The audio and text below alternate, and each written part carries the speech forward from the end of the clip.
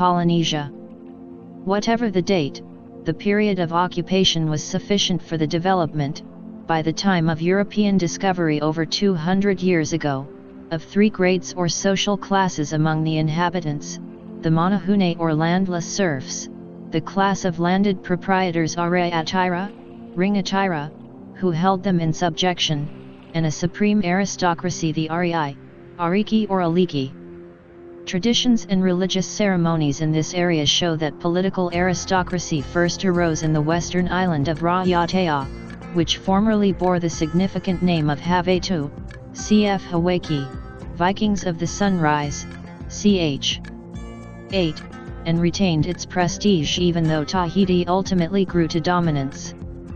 The subsequent migrations and dispersals from Tahiti, such as that to the Marquesas, 900 miles northeast of Tahiti, which took place in the 10th century, and the migration to New Zealand 400 years later, were probably made by the Ringatira class, who found it economically difficult and socially intolerable to continue in submission to the Ariki. This would seem to be definitely so in the Cook Islands, whose chiefs falsified their genealogy, claiming direct descent from the gods in order to eliminate or suppress those details in their ancestry which would reveal their descent from the less important chiefs of Rarotonga.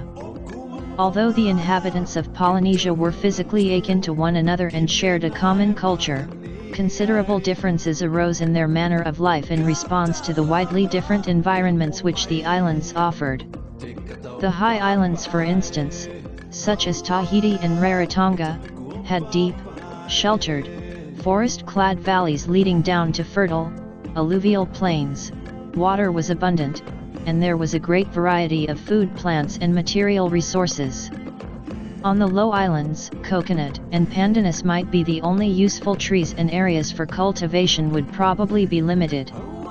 Not only did the varied environment, with limited resources here with abundant supplies there, have their influence on life and customs, and on the articles made for use and pleasure, but isolation also had a marked effect, particularly upon decorative art and on religion.